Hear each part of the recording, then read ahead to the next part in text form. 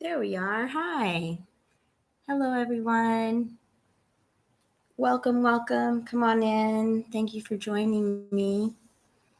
This is Sacred, and you are on the Sacred Ascension channel. And on this channel, basically, I'm going to be sharing my Sacred Ascension journey. Yes, my Sacred Ascension journey, my spiritual journey. And just different insights, techniques, tools, tips, all of those goodies. Today, as the title indicates, I will be discussing the reawakening of the divine feminine and how, no matter what gender you may be, how that's something that we all need to be focused on right now in order to rebalance where we are as a society and also within our own spirits, because we are in a very male dominated, misogynistic, patriarchal reality. Um, I hope that's not like a newsflash to anyone, but yes, we are very imbalanced right now. And it is upon each one of us as individuals to do our parts to rebalance. And then once we're rebalanced, then we will be in a good space to contribute our energies to other people. Otherwise, we're just providing confusion, more confusion to a bad situation. Okay. So basically, a lot of people are a little confused about even what feminine energy is sometimes, because they do get the energy confused with the gender. So we're talking about energy, and this is something that everyone has. Whether you're a man or a woman, you have divine feminine energies. You have a female side of yourself, the side of yourself that is receptive, nurturing, accepting, that is more feeling, that takes things in. Um,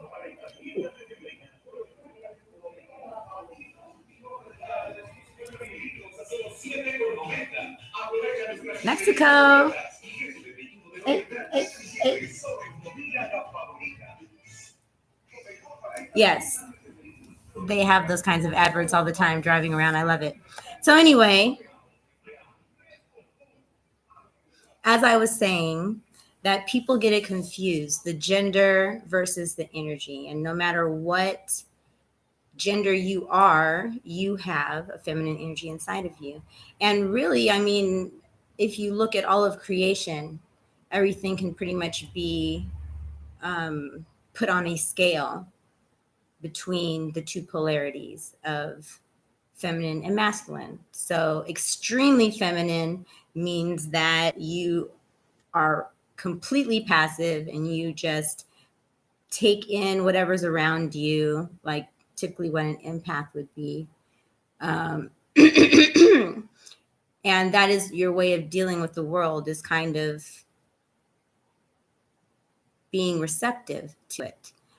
Whereas a masculine energy is looking to project this energy out into the world. And of course, it also breeds competition and those kinds of things.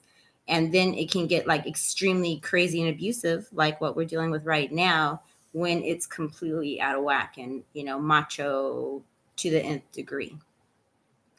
So, right now, we have a situation where individuals are having a hard time keeping balance because they're burnt out, doing too much, thinking too much, balancing too much, not supported enough, right? So that's how individuals are feeling. Then families are breaking apart because same thing. I mean, you need you need to put energy into a family. So we have situations where people are overstretched, they get together and are overstretched together and then just start to project their unhappiness onto one another, because we've had this really incorrect idea of what relationships are, because relationships have been obligatory and by force.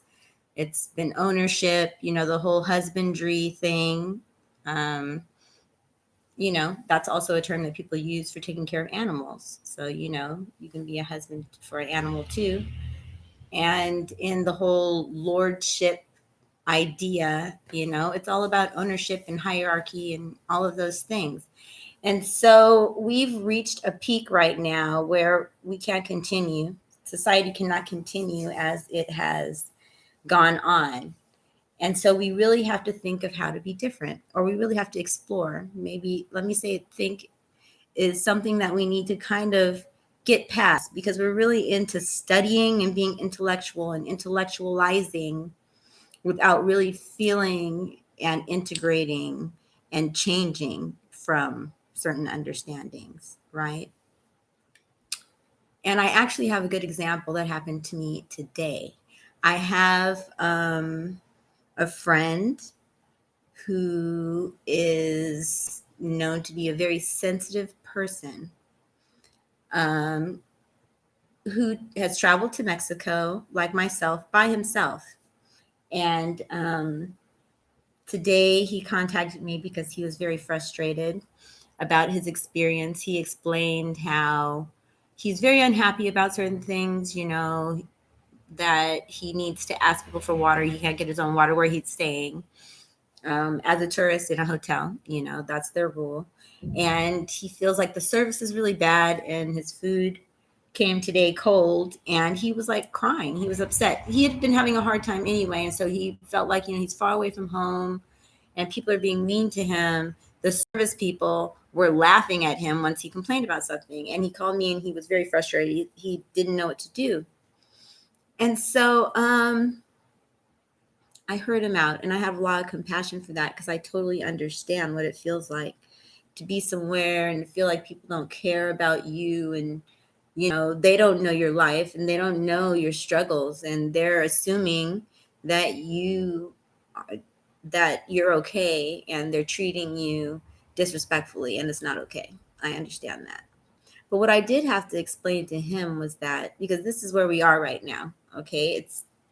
It's about really trying to understand, not just being irritated by the fact that things aren't going your way, but understanding that you have taken on a spiritual journey, and life is reflecting certain things back to you. You're very unhappy and you feel this situation. Number one, it's good. It's fine to leave if you don't like the environment. Number two, what's really going on with these people who have been service people? So, I talked to him and asked him how things have been going. He said that they had been fine up until that day for the most part. I guess it wasn't just about them. It was about being in Tulum overall, because money and the way the energy is in Tulum, it can be very elitist. If you're not into using your money as a way to see your value, it can really pull on you. And that also is the reason why I needed to leave, because it didn't resonate with me for a long time. It was fun, but it didn't resonate that long. But anyway,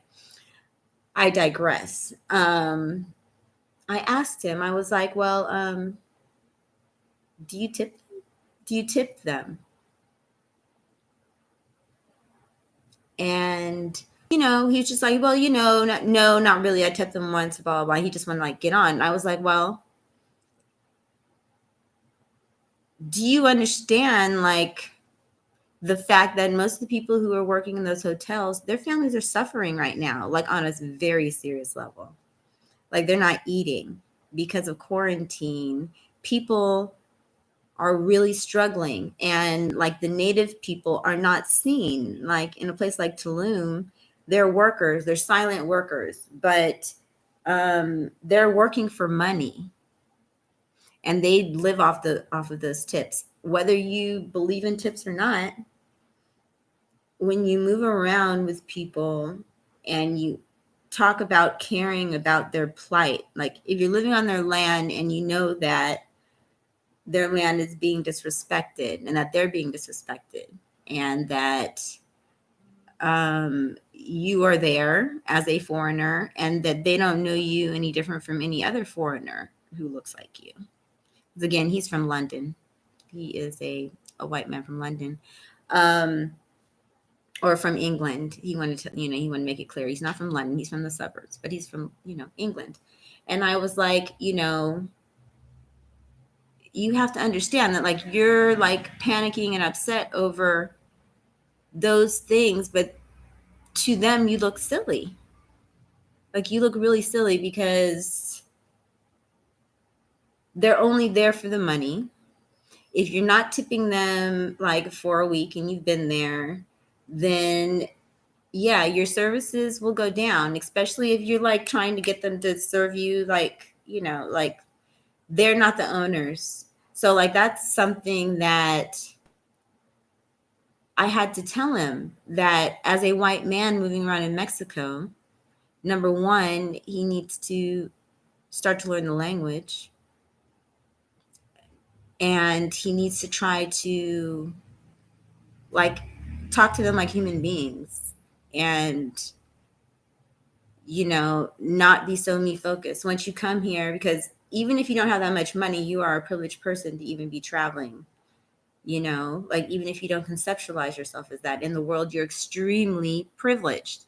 And it's very important. It is so important to keep these things in mind, and for the most part, he got a little frustrated. At a given point, he was like, I didn't call you for this type of thing. And I'm like, okay, well, it's fine, but I don't have to talk to you. So it's like, because I wasn't charging him, he's a friend of mine. I had to tell him, you called me. I am a brown person. I am going to give you the feedback based off of what I want to, because that's what I do. And I'm not going to be silenced or be told that that's not worth you hearing because you called me. And so you're going to hear what I, intuit is what you need to hear. You know what I'm saying? And in the end, he thanked me and all that, but I'm just, and I do think he heard me ultimately. But the point is that right now is a time. If you are privileged in any way in this world, it is time for you to understand that whatever discomfort you're feeling right now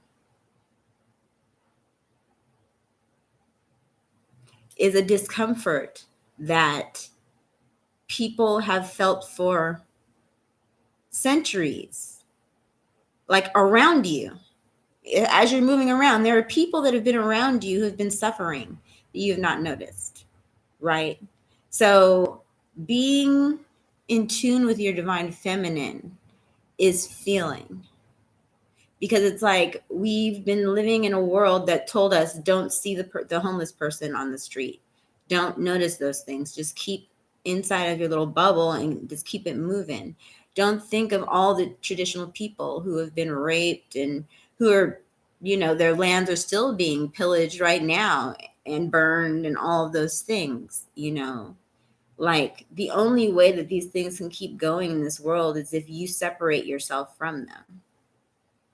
Right. And so now we are all in an extreme state of insensitivity. We're desensitized, also from the movies and all that. It's like constant trauma. When it's not real, people are watching it for entertainment. So it's like we have to stop all of that. And for women, we have to start honoring ourselves more. Like we have to set a different standard culturally. We have to start creating new rituals of honoring women and mothers, like we have to be the leaders in doing this. We can't expect men to do it because that kind of defeats the purpose. Like we are strong enough. We are the mothers. We can do any fucking thing we want to do. So we need to do it. And so that's where we're starting. That's where I'm starting. I mean, I care about everything, everyone. However, we have to start with ourselves and then move out from there. And so my first step would be toward my other sisters who are the same as me, going through the same process of releasing all the BS that we've learned about ourselves, that we're not enough, that we need a man for certain things to be okay in this world. And there are so many women who have been abused with that being told to them, that they couldn't make it without a particular man. And the system also supports that. The system will punish you for having the nerve to go against your husband who's making money. I know that personally because I experienced that with my divorce and my situation with my family.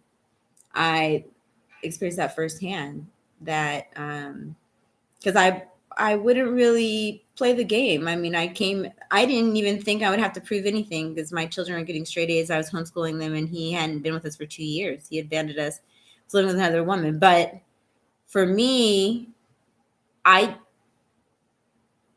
it wasn't a fighting matter. I never even wanted to be in court. To me, it's like, I am what I am. I'm a mother. I love my children. Period. That's it.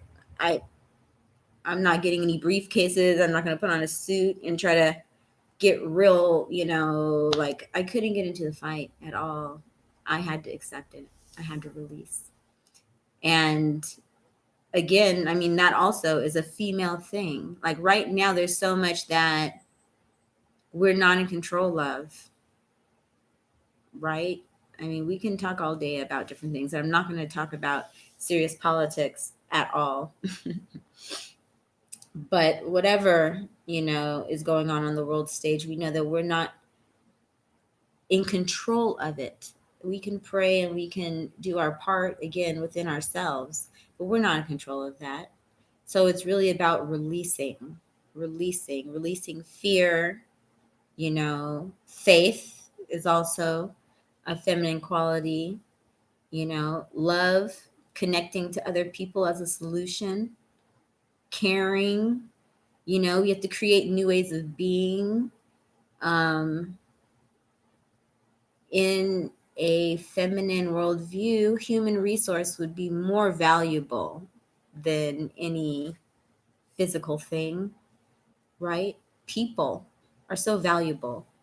And if we put our interest and our focus in one another, and if we're able to be loving, to not be guarded, to not be selfish, to not be competitive, to not see people unnecessarily as your adversary, that itself is a serious feat for any one of us, because we've been programmed by television, by the schooling system, by the corporate system, by our government system, all the different industries. They are all hierarchical, and they all don't give a fuck about our sensitivities, our female side. So it is upon ourselves to honor that side of us. And it starts with self-care techniques, just taking care of your surroundings, taking care of your own temple, your body. That's a very feminine thing to do. Like, stop and pay attention to what's really important. Pay attention to you. Are you eating correctly? Are you sleeping well?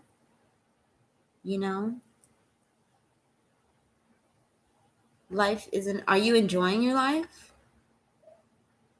Because we're not here just to work and to prove ourselves. Like, if you were unconditionally loved, if people loved you no matter what you did, what would you do? Some of us are out here doing stuff just to get people's attention or just to be loved. And that's not the way. The way is to be yourself and to love yourself. And then you'll attract other people to love you. So, how would you get started? How would you get started tapping into your divine feminine? What do you think? Well, I would say put aside special times for yourself, special rituals for yourself of self-care.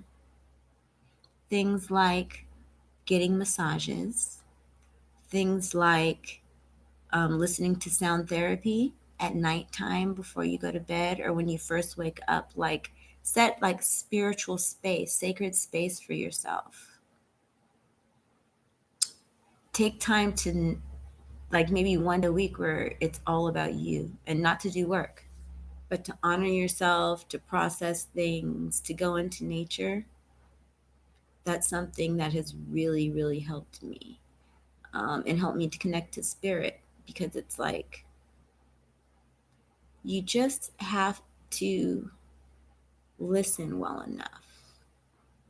You just have to be still and listen well enough for spirit to direct you. And ask, sincerely ask what you want, and then be receptive. And that's the key. That's the key to femininity, is being receptive. If you feel like you're always right, then you're going to stop yourself from learning anything new, anything better, from improving. And right now, with the patriarchal structures all falling, the money system, the government system, hell, the medical system, the injustice system, all the systems are falling. And those would be the male authority structures are falling. And the truth is that there's nothing that we need more, that the world needs more than healing, nurturing, loving. Unconditional love is what the world is needing. But who has that to give right now? You can't give what you don't have. So the first step is shadow work. It actually, if you want to be happy, the first thing you have to do is go through your pain. Be receptive to your inner child. Really, really deal with the things that you feel are disappointing. And accept yourself. Make a commitment to yourself not to be judgmental of yourself and of others. Because if you're judgmental of others, you're going to be naturally judgmental of yourself. So stop judging other people. Stop feeling the need to put the gavel down and say, whether something's good or bad. Hey, what's up, Saeed?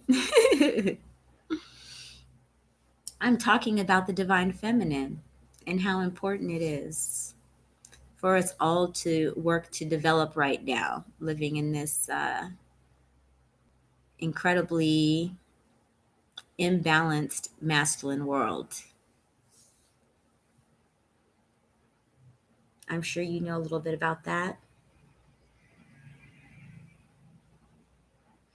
So yeah, for me personally, what really enabled me to tap into my femininity was boundaries. Again, first you have to do your shadow work to find out where you're injured. Then you have to set up boundaries so you're safe. Because femininity is an attractive quality, right? You don't want to go out into the gutter and be attractive. It's not a good look. It's not safe, right? So that's the next step, is setting your boundaries. What's your belief system? What are your values? What are your requirements for other people who want to be in your space? That's something that I definitely struggled with, because growing up in a family that is very status quo focused, it was very important to me to be like a community person, be down with community. And, being from Compton in the 90s, it's a dangerous time for a young girl to identify with the community when the community is rapping about how it's not fun unless the homies can't have any. I mean, if the homies can't have any, right? Like just foolishness, being called hoes and bitches and all kinds of stuff. So, yeah, as I got older, it's like I had to put up boundaries, and even now I've put up brand new boundaries, and I've changed my boundaries because my values have changed, because I think it's beautiful that we're always growing and changing, and the only way that you'll never get old is if you're open to learning more. Then you can be a baby again.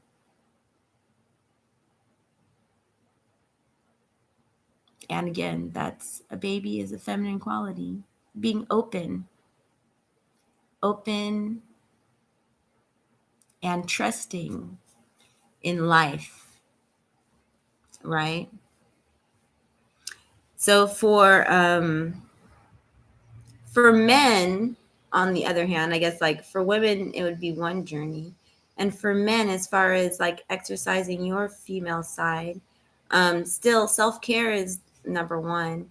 And then and shadow work, because I mean a lot of men have been through a lot and they don't have a way to deal with it. And so it's like you have to go out of your way if you don't have a mother or a mate to give you the proper kinds of female energies, then it can be very difficult. But the way that you would attract that is by becoming sensitive yourself, tuning in to your female energies, like learning how to soothe yourself and how to make yourself calm and how to be loving. Like work on those things actively, you know and then you'll naturally attract someone who's also in a balanced position. That's the only way to be. Because if you ever get a relationship out of fear or anger or any of those things, which many people do, because you're told that if you're not married by like 20, what? For me, it was 24, I think. Like I had that in my mind. My mother got married at 24. And I was like on a clock in my own mind based off of that, which is crazy. But yeah, we're told that if we're not married, we're not complete. And that's not true. That's not true. We're always complete. And whereas in the past, what we've been told as far as what we need to be successful is to follow what everyone else has already done, right? Like, don't do anything new because no one can trust that. You have to pull it from someone else. You can't intuit it from inside. Um, but now things are totally flipped because the structure's falling. So only people who have been creative, only people who are flexible, only people who can get in tune with their real feelings are going to thrive in this next stage. So that's what it's all about. It's about breathing, relaxing, dancing, creating, anything that stimulates and inspires you. It's about sensuality too, not seeing sexuality as being dirty or bad, but as a positive creative force to be used. It's very important. It's just that it's also very dangerous to mix nasty energies. it's very serious. So, I'm not going to go into that right now more as far as specifically sexuality, because that's a whole, thing. Um, it's been demonized, and now with this whole pedophilia thing and like all this stuff that's coming out that's like normal for like the masses now, it's so funny to me. It's someone who's about to turn 50. I've had to reevaluate my relationship to sex and sensuality because I was shut down. I was totally like a prude. I was shamed about nothing at all. When people are like eating children and defecating and doing things in sex, I mean, I don't know how I was feeling shamed about just like my basic body and basic normal things. So, that is something that I've had to work on at my age. I've already had 3 children, I've already been married and divorced. And, I feel like I'm having a reawakening as far as giving myself permission to enjoy myself as a woman, like my sensuality that comes very naturally to me. In the past, it's given me a lot of anxiety dealing with men because I again, like I was saying, like you don't want to be attractive when you're walking through the gutter. And in America, it's a social gutter related to the environment that's been set as far as socially and women and courting, mating, the way people relate. It's really scary out there. So, I'm learning to set the boundaries and then within my boundaries, be free and to share my sensuality and my beauty and who I am naturally. I just want to be me. Or I am just me now. I don't feel any guilt or shame. And on that note, I actually started an OnlyFans page for anyone who's interested in supporting me. My OnlyFans page is just like a platform where I can share things I can't share on this platform or Facebook because I do have sensual stuff that I wouldn't just put on, any other platform. It's a safe platform and I'm free and I'm having fun with no guilt or shame, which is something that in my younger years I never would have done. I've never been a big partier. I'm a big dancer, but I'm not someone who, like I said, I am a recovering prude. I'm a recovering prude. So it's great. I'm so happy about this stage in my life. And I want to encourage all other women out there to, be self-expressive, paint some things, dance, sing. I made a song. I'm going to share it in another video. I actually made a song in like 5-10 minutes. I made a really nice song. It's just, I'm a little shy about it because I'm not a singer. But I think, I can carry it. I'm just not going to do it right now. But yeah, like dress yourself up, take time, put on perfume all the time. Like for me, that's part of my thing. I used to wear glitter all the time.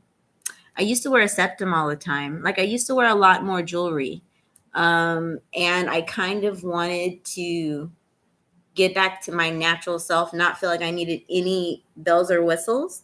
And now I'm feeling like, I don't know, I might color my hair. I might straighten my hair, not with a perm, but just to do it for, for fun one time.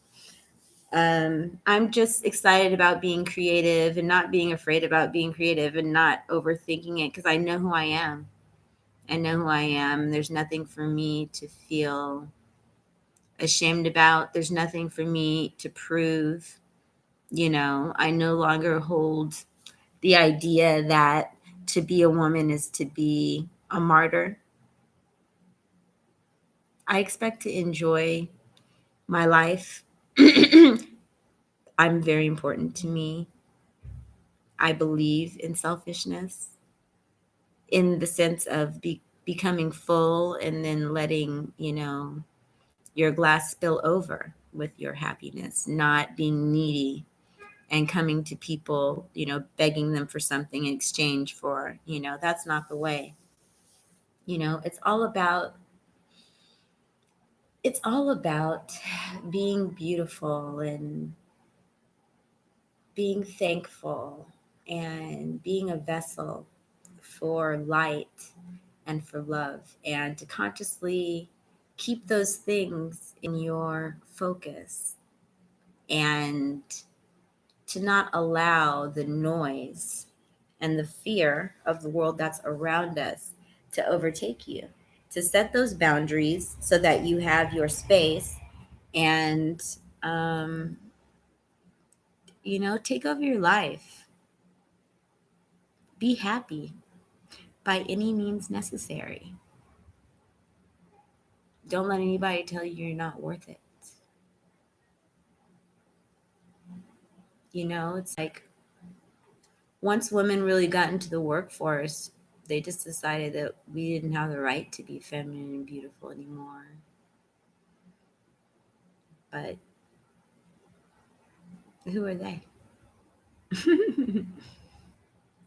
Right? It's all what we want.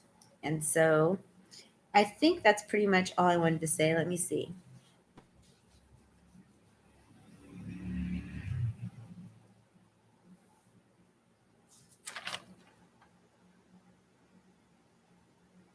Okay, yes. As far as the divine feminine, also, I'd like to say that corresponds to traditional people and Mother Earth. Like, those things are also feminine entities, and those things have been completely oppressed and exploited, and that we must, in our own day-to-day lives, integrate these understandings that these things are not okay. We cannot give a passive nod to the wars going on in the world, to all of the lies being told and all of those things. And I'm not saying go out there and march in the streets. That would be a very masculine way to deal with it. I'm talking about dealing with it inside. Start new patterns, make new relationships, just change. And you won't have to say much. That's what I'm going to do.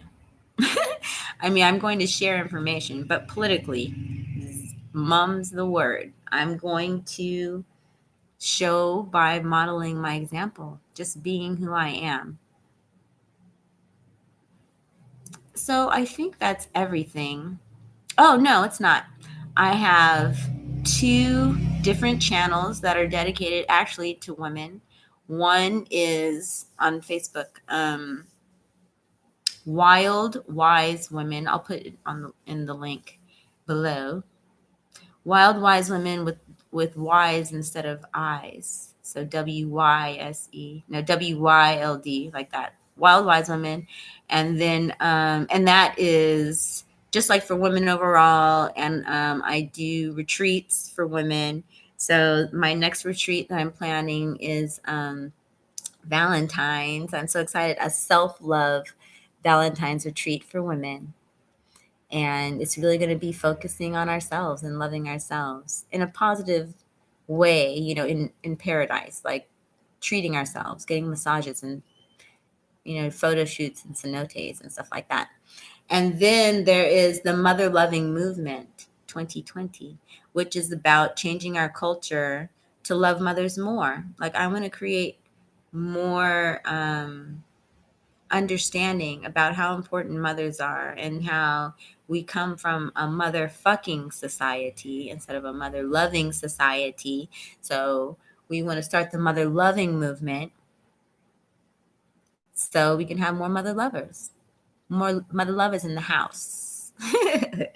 So I'm a mother lover. I'm sure you're all mother lovers, everyone who's watching this. So that's the other page, and that will also be below. And that's it. I'll make another video if something else comes up. But tap into your divine feminine. Get real. Get into your heart space. Get out of your mind. Drop everything that you've been told. Most of it is lies. The truth is inside. The truth will set you free. Okay? The meek shall inherit the earth. That would be feminine energy, being meek. So, I mean, please get humble, get right. It's time. Okay? It's time to look around at the people who are needing around you, the elders, the children, the mothers, the impoverished. But at the same time, numero uno first. Don't be a martyr. Take care of yourself. Right now, for many, we can't do anything else for anybody else. Okay? Now is the time for personal salvation. Work on yourself. If spirit presents a situation where you can help someone, help someone. However, don't be one of those folks that is so focused on saving the world, and in reality, you're really just trying to distract yourself from dealing with your own shit. Okay, and I say that in a loving way. Please, everyone, deal with your shit. And we can have a beautiful world. Nothing new under the sun. We know what's right. So, thank you so much, my YouTube family, my Sacred Ascension family. I so appreciate you. I really appreciate any feedback you have. And if you have any questions as well, please feel free. Oh, I held this up at the beginning. This is my actual painting. It's called Out of the Ashes. I forgot. This is my painting, Out of the Ashes. I did it in 2015. And of course, that's a phoenix rising out of the ashes. It is actually, the original is a collage, which has gemstones. You can see a feather.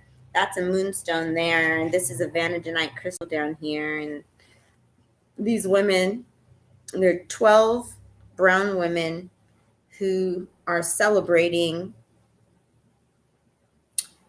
the old being consumed in the fire, and out of the old rises the new. And the new is the upliftment and empowerment of the divine feminine.